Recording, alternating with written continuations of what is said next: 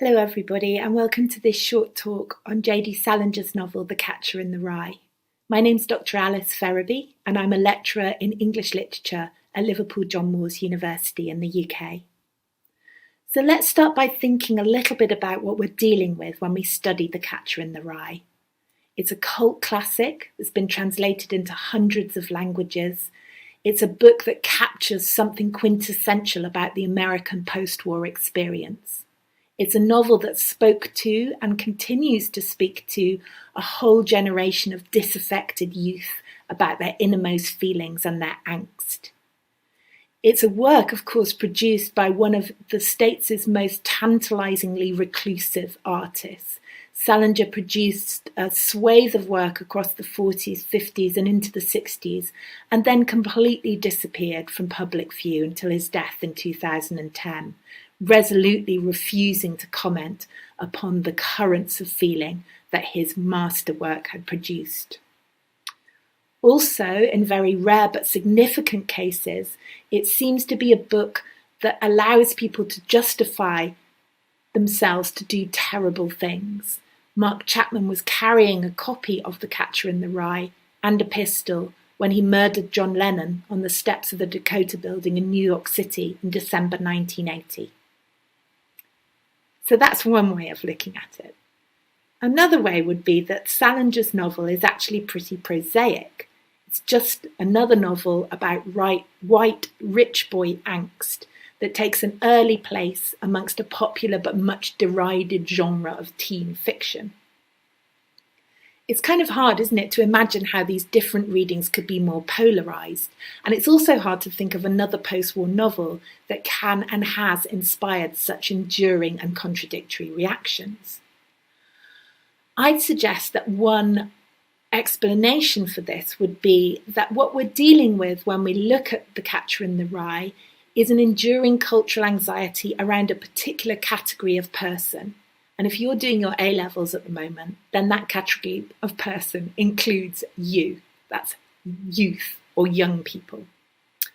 And again, there are competing ways of defining what that category is and what it means.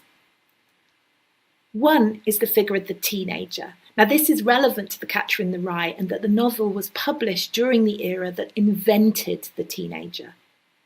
The teenager is an economic category created in the post-war period amidst the rise of affluence and mass consumerism and mass advertising to take profitable advantage of a newly affluent section of society. Teenagers who were earning in many cases, but didn't yet have to meet the responsibilities of rent and other expenses. So they had disposable income to spend on records, on clothes, on milkshakes. Now, already in America, and here in Britain too, by 1951, there was a body of criticism about the era of affluence. This text, The Lonely Crowd, published in 1950, this is a sociological work that found an emptiness at the heart of the American affluent dream. So The Lonely Crowd claimed that the wealthy middle classes were predominantly dangerously other-directed, that's the terminology they used, that they were defined and motivated by what others have and what others want, so that there was an emptiness at the centre of their construction of self. Despite living in a period and within a society that had been sold to them as containing everything that they ever wanted. So that idea of alienation then takes us to a different potential model for the young person, and that's a psychological rather than an economic model, rooted in that kind of disaffection, and that figure is the adolescent. The Catcher in the Rye is a book that is often deemed to capture something quintessential about adolescent experience, about adolescent alienation. Now, once again, we're going to find that there's a deep and enduring paradox within the figure of the adolescent, him or herself. On the one hand, this is understood to be a period of your life that is deeply influential, a deeply influential kind of crisis state. one of intense biological, bodily and social change as you struggle with your identity, your values, your self and its authentic deep formation, a difficult state that we all struggle through in order to reach the foundation of our future identities. This is a quote from Anna Freud. I think you will have heard of her dad, but she was herself a very influential psychoanalyst. Alongside Melanie Klein, she's really credited with establishing and defining the field of child psychology. So these are the ways in which she defines adolescence. She says it is by its nature an interruption of peaceful growth, and that the upholding of a steady equilibrium during the adolescent process is in itself abnormal. Once we accept for adolescence disharmony within the psychic structure as our basic fact, understanding becomes easier. We begin to see the upsetting battles which rage between id and ego, that's our baser instincts and our kind of intellectual overruling instincts, as beneficial attempts to restore peace and harmony. So here we see Freud defining adolescence as a kind of necessary crisis state. She's defining it quite positively as a struggle that we go through in order to find out something more authentic about ourselves. But then on the other hand, we often see the adjective adolescent used in a negative way, don't we? Adolescent behaviour, adolescent humour. The words used to suggest that there's something puerile or shallow or overblown or oversold about a particular kind of behaviour. So when Holden Caulfield, the protagonist of The Catcher in the Rye, invokes that kind of ultimate cliche and says to his teacher, old Spencer, I mean, it'll be all right. I'm just going through a phase right now. Everyone goes through phases and all, don't they? He's actually leading us to the central cultural problem of the concept of adolescence. It's a phase we all go through, but it's also at a time when we have the strongest sense of ourselves as being unique and isolated and different. And this enduring contradiction, the deep adolescent and the superficial teenager, is played out at the level of narrative and language in the novel. It's written into Salinger's text itself. The opening lines of the novel clearly set it against established narratives of biography and the Bildungsroman, or the novel of education. Right from the beginning, we know that this is not going to be a narrative of linear development where the boy becomes man, where the youth becomes an adult. If you really want to hear about it, the first thing you'll probably want to know is where I was born and what my lousy childhood was like and how my parents were occupied and all that before they had me and all that David Copperfield kind of crap. But I don't feel like going into it if you want to know the truth. In the first place, that stuff bores me. And in the second place, my parents would have about 2 hemorrhages apiece if I told anything pretty personal about them. They're quite touchy about anything like that, especially my father. They're nice and all, I'm not saying that, but they're also touchy as hell. Besides, I'm not going to tell you my whole goddamn autobiography or anything. I'll just tell you about this madman stuff that happened to me around last Christmas, just before I got pretty run down and had to come out here and take it easy. So right from the start then, the novel braces us for this kind of complex and contradictory mode of narrative address. Narrative address is the way that a book or a narrator talks to us as readers. And the novel does talk to us, doesn't it? It's a speaking voice that we hear rather than a written voice. Holden's brother D.B. is the writer of the family, and it's his writing for Hollywood that, according to Holden, has turned him into a phony that has led to his fall. The tone of Holden's speaking voice is partly confessional, but it's also guarded and nervously aggressive. As a listener, the you of the text, he's positioning us as one who knows, but only one who knows incompletely. We're a figure that falls somewhere between the role of a friend, a confessor, maybe a priest, and a doctor. We're being confided in, but we're not unambiguously his ally. We're also notably positioned within a particular class, the middle class or the bourgeoisie. Holden has 2 particularly notable speech habits: the dangling and all, or something, or anything, which is very evident in that first paragraph. And this doesn't have any real linguistic function, but it does give a kind of sense of looseness of expression and looseness of thought. It's a kind of staged sloppiness that signifies cool, or just sloppiness, if you're an English teacher, like me. So there's the dangling, but there's also the insistent. I really did. It really was, Holden says continually. This constantly signals Holden's phobia of phoniness in his need to reinforce his sincerity and truthfulness. Also, he says quite often, also, if you want to know the truth, if you want to know the truth. He's anxious, harbouring a constant suspicion that we, the listeners, still need to be convinced that we might force his confession, his narration too far. If there's one thing I hate, it's the movies don't even mention them to me. They give the guys the acts quite frequently at Pencey. It has a very good academic rating, Pencey. It really does. I'm a very good golfer. If I told you what I went round in, you probably wouldn't believe me, and so on. So what we're hearing here is this kind of gawky tone, an obviously spoken written mode that's ill at ease with the idea of language being poised, civilized, or polished. This is a mode that's routinely venerated in American culture in particular. We might think about Huckleberry Finn, Of Mice and Men, even Forrest Gump. What's happening is this tone is laying claim to a more innocent, authentic relationship with language. You could also perhaps make the point around America being a kind of self-consciously adolescent nation, an adolescent that's growing up away from the strict parent of the old world.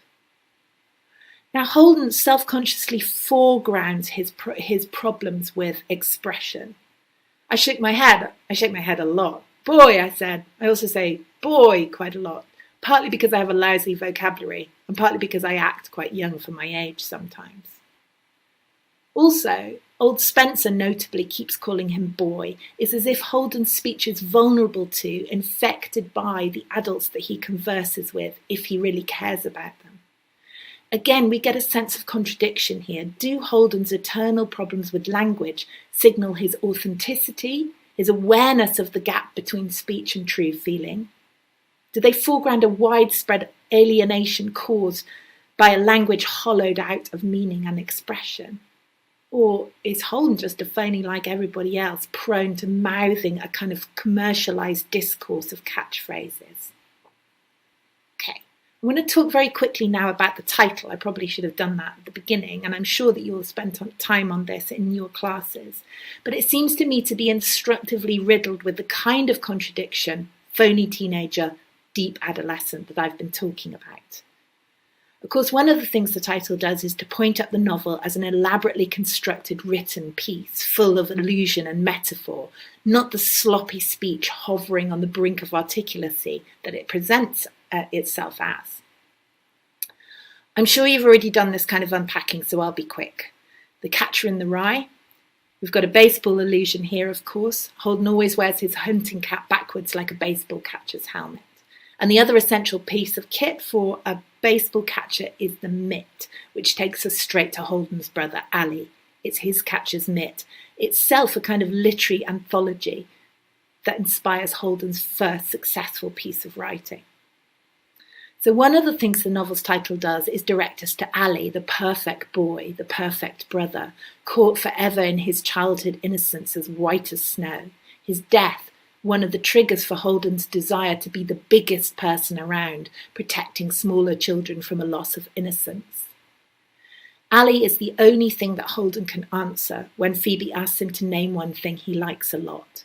When she tries to tell him that something or someone who no longer exists can't really be your favourite thing, he tells her to shut up. The song, If a Body Catch a Body Coming Through the Rye, is in Holden's head after he hears it on the lips of a child, and significantly, that child appears amidst a landscape of urban chaos, and his parents aren't paying any attention to him, they're not keeping him safe. He's trying to walk in a straight line, but he's walking precariously on the very edge of safe space. He could fall. Later, he tells Phoebe, I keep picturing all these little kids playing some game in this big field of rye and all. Thousands of little kids, and no one's around, nobody big, I mean, except me. And I'm standing on the edge of some crazy cliff. And what I have to do, I have to catch everybody if they start to go over the cliff. I mean, if they're running and they don't look where they're going, I have to come out from somewhere and catch them. And that's all I do all day. I just be the catcher in the rye and all. I know it's crazy, but that's the only thing I'd really like to be.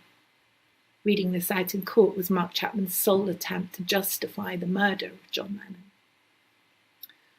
Holden wants to be a catcher, but he also seeks unsuccessfully someone to catch him, a father figure.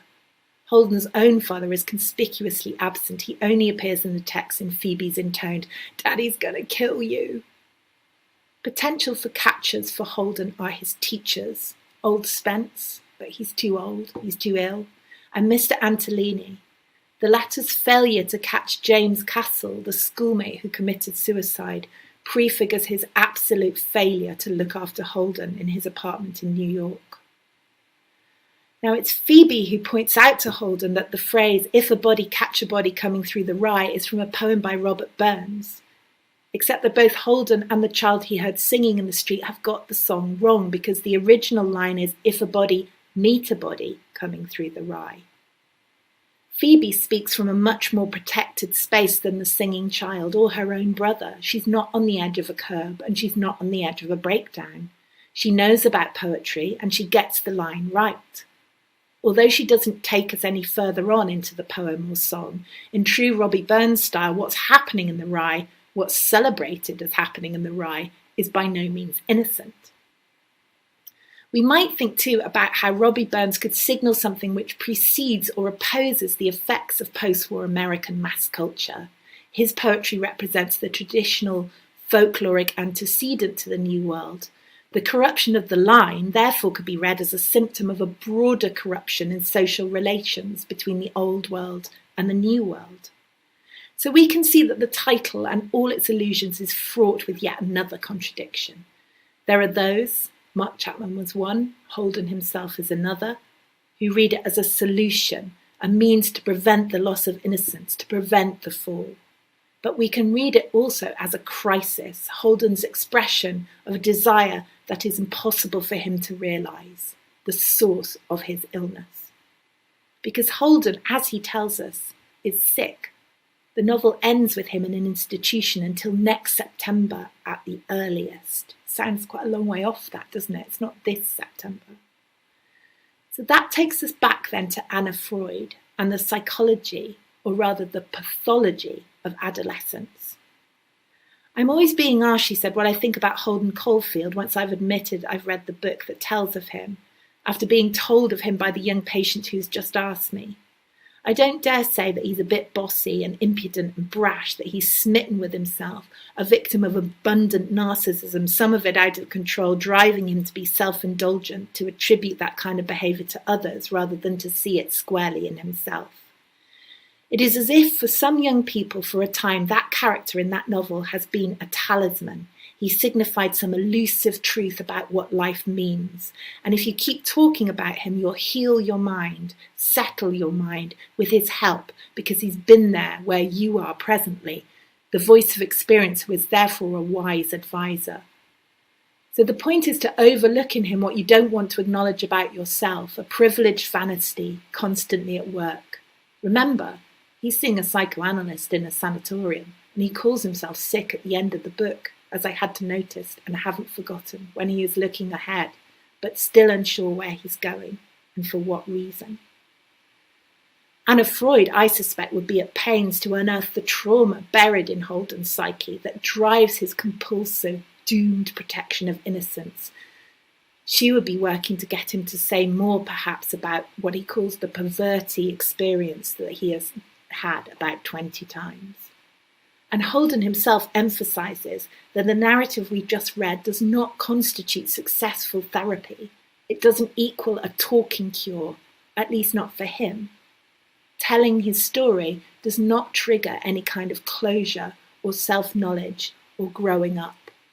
If you want to know the truth, he says, I don't know what I think about it. I'm sorry I told so many people about it. And so Holden, Salinger, leaves us in limbo, unable to decide if Holden's experience signifies something profound or something superficial, unable to decide if Holden Caulfield is the adolescent in us all or just another angsty teenager. Thank you.